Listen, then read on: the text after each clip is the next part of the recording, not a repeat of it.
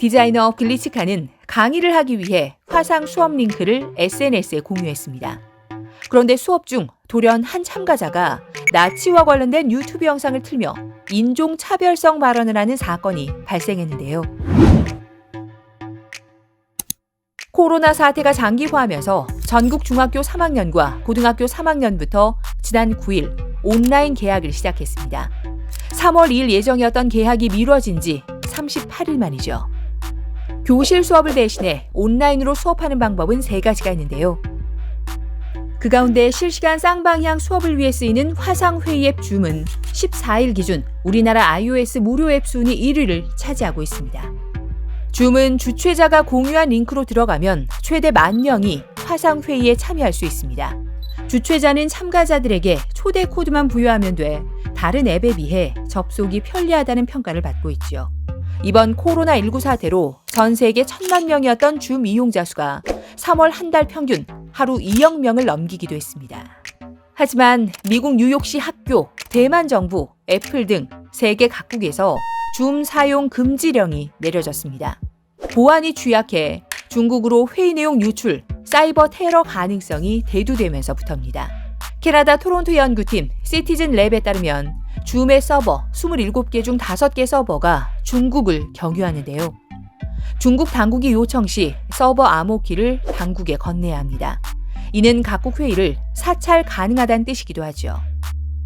문제가 불거지자 지난 3일 줌은 블로그에 중국 이외 사용자는 중국 서버를 이용하지 않도록 연결되는 서버 목록에서 중국 본토 데이터 센터를 제거했다고 밝혔습니다. 중간에 서버를 경유해야 되기 때문에 암호가 한번 풀리는 거죠. 중간에서 서버를 제공하는 줌 본사에서 그 개인 간의 어떤 대화라든지 영상을 들여다볼 수 있는 이럴 가능성이 생깁니다. 들여다본다는 건 아니지만. 미국 연방수사국 FBI는 줌을 이용하는 동안 제3자가 포르노와 혐오 사진을 전송하는 줌 바밍을 경고했고 지난달 31일에는 영국에서 화상 강요 회의가 외부로 노출될 뻔한 사고가 발생하기도 했지요. 줌이 보안에 취약한 이유는 회의의 고유 접속 번호만 알아내면 회의에 들어갈 수 있기 때문입니다. 실제로 그 방의 코드 번호를 알게 되면 이제 예를 들자면 SNS를 통해서 회의에 참여를 해달라고 공개를 했다라든지 우발적으로 이랬을 경우에 누군가 전혀 상관없는 사람이 들어와서 음란물을 내보낸다 이렇게 될 수도 있거든요. 교육부는 일단 줌 사용을 금지하기보다는 원격 수업을 할 때 보다 철저한 관리를 권고하고 있습니다. 그거에 대한 보안 패치들은 다 됐으니까 그런 거는 걱정 안 해도 될 것 같고 제일 중요한 거는 수업을 할 때는 그 학생들의 아이디나 비밀번호를 다른 사람과 공유하지 않고 그 사람들만 들어와서 한다면은 그 보안에 대해서 문제가 없지 않을까 해서 저희들이 10대 실천 수칙을 해서 배포를 했습니다. 교육부의 지침에 따라 교사들은 매 수업마다 회의를 열어 새 코드 번호를 받고 네이버 밴드나 개인적인 메시지로 학생을 초대하고 있습니다.